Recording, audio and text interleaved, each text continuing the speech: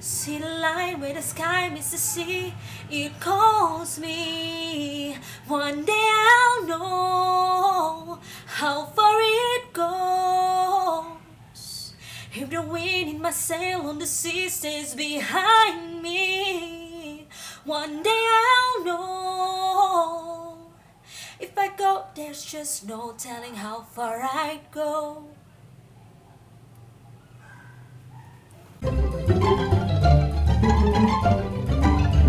Finally, I got a lot of reviews thanks to the trailers, and now I'm talking about the movie. What a day! What a day! Also, that first scene that you see where me singing, yeah, that took a lot of time, longer than I thought it would be. That just proves that I'm just a bad singer. Sorry. First off, boy, Disney, you got it again. I'm glad that they are able to stay on track and present yet another female protagonist lead animation without any love interest in it. And they've been really pushing on that theme. I mean, I saw Brave and then Frozen, and even though Frozen has that douchey prince and the goofy guy that has a crush on Anna, I believe, and now they come up with this. However, this one is extra special because it has a culture background in it that I just absolutely love and makes me soar to the seventh heaven and not come back until the end of the movie. You know, we just like it ended and then I have to go to work, study, and blah. But I did have a good time watching the movie, even shed a little tear, and I will talk more about this after I talk about the preview of the movie. Keep in mind that this will be full of spoilers, and even though I don't fangirl much about it, like maybe you see me in my other reviews where I just go crazy on stuff, but this won't be one of those occasions because it has a special place in my heart, and that's why I need to talk about it. So, without further ado,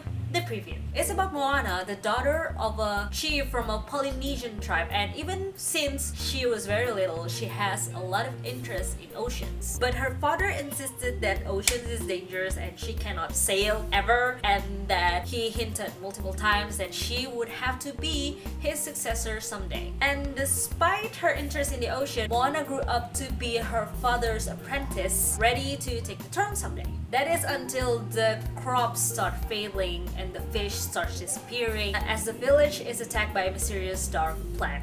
How do we spell this? Plague? P-L-E-G-U-E? Yes, that. Then after that, the plot builds up where she tries to save her village by putting a stone on some goddess's chest, and then she meets Maui, the demigod, and needs to get his help to put that stone, and then she has to sail, and the ocean is her friend, and that's about it. And that's all I would say, because if I talk more, I would spill everything about the movie, and then what will I review? First, reaction. The first scene is about Maui stealing the stone, which I talk about in the preview, and it was surprising for me because I thought that he would be an antagonist, which is like, no. It was a very brief second when I realized that, but it was disputed in the middle of the movie, which makes me so glad because I really like that character. Then the scene opens to Moana being a little girl and she's adorable, but I have to admit that after that it got a bit dragging because we have to see how Moana grows from that little girl, which is very cute, to somewhat a young adult, as in like maybe 12 or 14 years old. And the scene itself is very long. We have to study about her interests and how her father won't let her pursue that interest, and then she basically denies it and then goes to be his apprentice. Even though it is packed in a song, it's still very dragging for me. And this happens in the beginning of the movie. It makes me wish that, oh, please don't let this movie be a schlub because I've been waiting for this forever. But apparently that scene is necessary for the rest of the movie, so thankfully it got better after that. And the rest of the movie turned out to be great. Furthermore, that scene also helps us to understand Maui a little bit better, which is the demigod in the beginning of the movie, and that's great, really.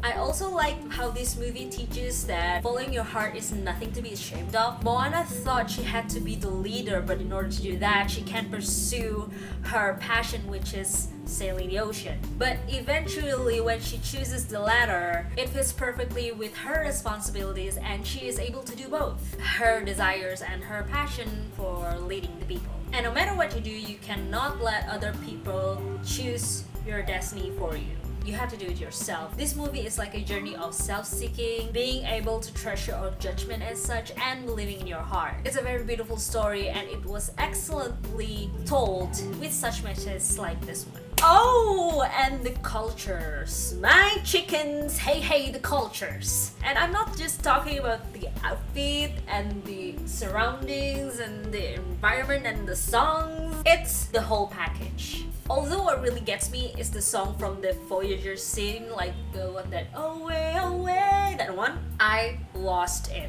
when it played. I cried.